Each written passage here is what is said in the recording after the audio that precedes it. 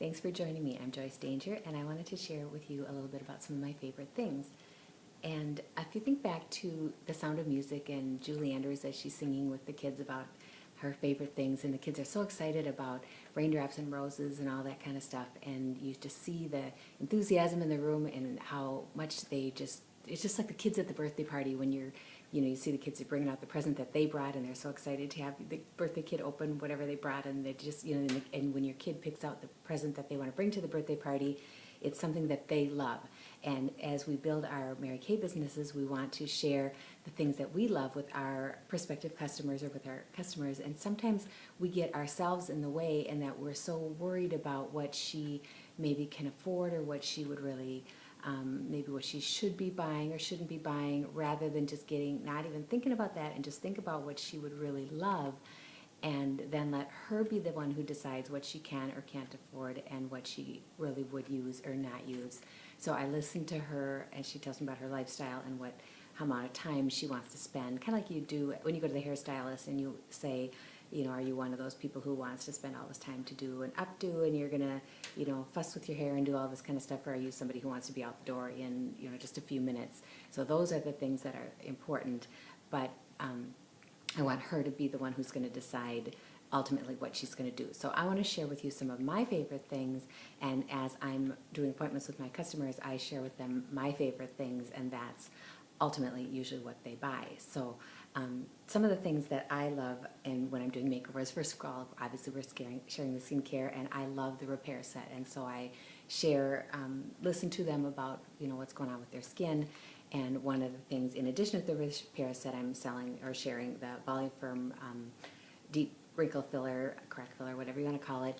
And a quick way to show this, if you're doing their face, I do half the face on with whatever skincare they're using, so they can see the difference right then and there on the this side as compared to that side.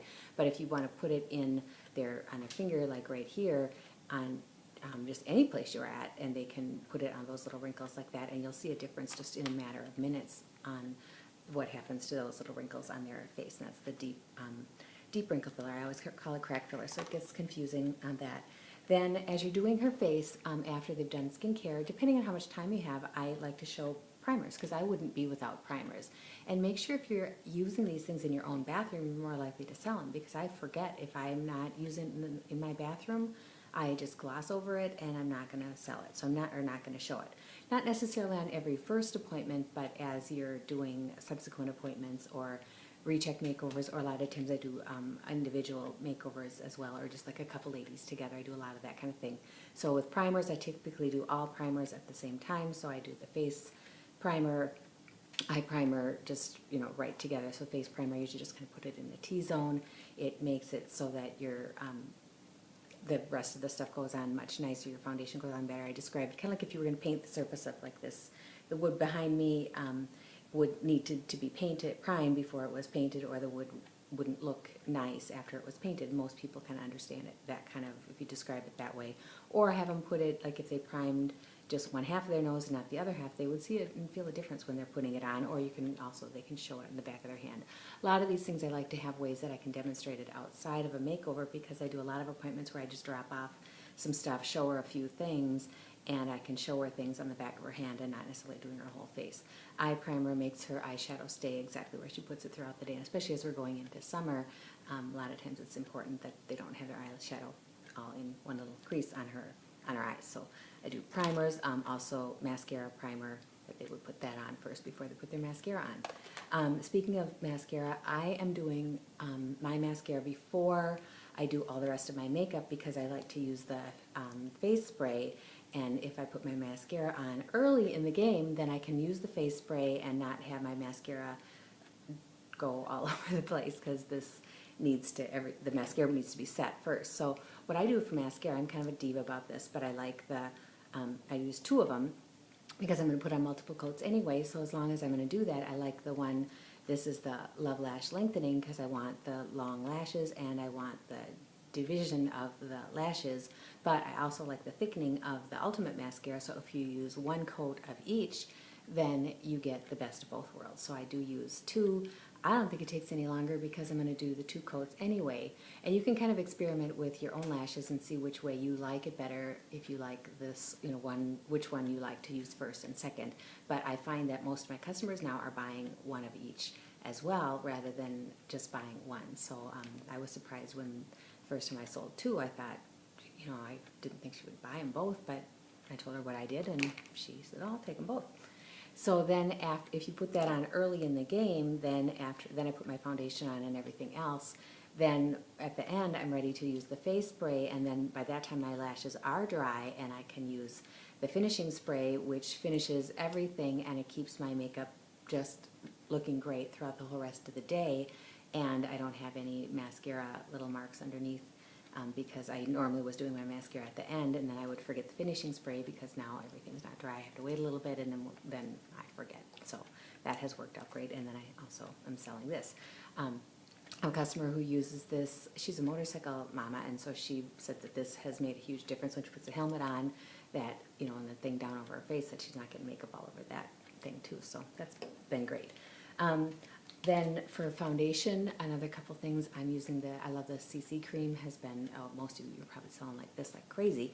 I use this, and then I have been using the cream to powder, which I had tried years ago, and it was all right, but now I'm using the cream to powder over the top of the CC cream, or I use the mineral powder over the top of the CC cream, and I'm loving that, and have been selling that in addition to that, and using my concealer with the little sponge over, through that area there.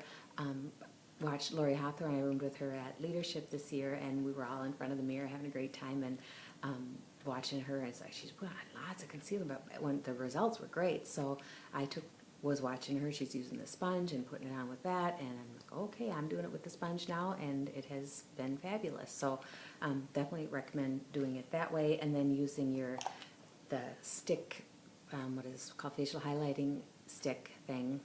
And this is for these little things right there to help make them not as noticeable. And then you can also put them underneath of the circles. If you get the bags underneath of the circles, those are great to kind of cover up those. So then after you've got your face totally done with that, then you take the powder, the white powder, and put that on over the top of all of that.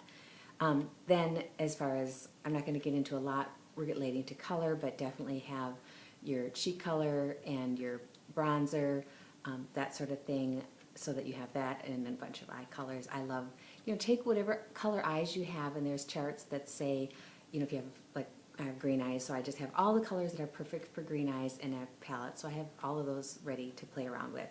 And then, a few liners, lip liners, eyeliners, all of that kind of thing. Smudger brush wouldn't be without the smudger brush. With the new eyeliners, those are so soft and smooth, you can just, glide them right on. And then if you do have any oopses, this just smudges it all together. Even if you don't have an oops, it just kind of softens the whole look. So I use a couple of these. One of them that I use for the eyeliner part, and then another one I use for just softening up my eyeshadow, or using to put on eyeshadow with. So this smudger brush is, can't live without it. Let's see, that's the eyeshadow kind of thing. Of course, you need to have your brush cleaner. Make sure your customers have their brush cleaner. So if you're using, actually when you're doing the makeover, you could let them use brushes. In fact, a lot of the gals are saying that once their customers are using brushes for the makeover, they're selling a lot of brush sets, and they just spraying them out with this in between, and having the customers watch them do that, so that then they're seeing, oh, that's how you clean the brushes, and they're selling the brushes. Eye makeup remover, of course, goes without saying, and I love the new minis, so that our customers can get the little travel size one, and that's what the company's going to do going forward, is offer minis of all different sorts of things this year, so that's going to be a lot of fun. The brush set, make sure that you're using the brush set, of course, yourself, and falling in love with all the different brushes. I can't even imagine how I could live without it. And you guys all know that you can just wash this in the washing machine, that you don't have to worry about this getting dirty. I just throw the whole thing in my washing machine, and anything else that doesn't go in the washing machine, I throw it in the dishwasher. So you can use everything that way. And a lot of things I demonstrate from these cases too, so that my customers see how convenient the cases are too. So I keep my mascara things and all that kind of stuff in here for demonstration purposes. And then the roll-up bag, I use the roll-up bag for everything, like for travel, for example. I take these little pouches like that, And I put like my liquidy kind of stuff, hair kind of things in a Ziploc bag, and then put those in, like the hair stuff all goes in one, the makeup kind of skin stuff goes in one, personal stuff like my panties and things like that, that's my underwear drawer. I have one that can be sock drawer, one that's accessory drawer, so I usually end up taking 6 to 8 of these little pouches when I travel, and then when the TSA goes through my stuff, which they always pick mine, and if I check it, they're going to look at it, so at least that way they can feel like this and they don't have to be touching my stuff. But then as I'm staying, like once you check into your hotel or wherever you are, staying at my son's house, and I had all the little, these little things lined up, on the dresser thing, but I had, so I could keep my stuff separate, and yet I was living out of a suitcase but not having stuff everywhere, and I could find everything, and they were kind of shut, so my grandkids weren't quite getting into everything as bad as they could have. So it really keeps everything separate for all sorts of different reasons, and so I just love having these. And sometimes I put them back, the pieces back together, and hang it up, if, depending on what the space is. And sometimes I just leave all the pieces separate, because in your suitcase you can just fit these on the sides, where the, as you put your clothes, kind of fit the clump in the middle, and then these all go on the side. So I use them for everything. So definitely would encourage you to have a few of these around. So kind of too, as you're looking at maybe have a new team member who's thinking of getting started, if sometimes people struggle, like oh, I could never come up with, even a $200 order, look at your favorite things and her favorite things, because maybe she's not even, doesn't even know what we have. So introduce her to your favorite things so that she would be aware of what we have, because I think a lot of people are using other people's products and other people's favorite things rather than our own favorite things that we can get at wholesale. So enjoy having fun with the ladies, having fun with their favorite things, and just kind of look at my notes to see if I missed anything. And I guess the other thing is to make sure that you're looking, if you're using all your favorite things, you're going to look absolutely fabulous.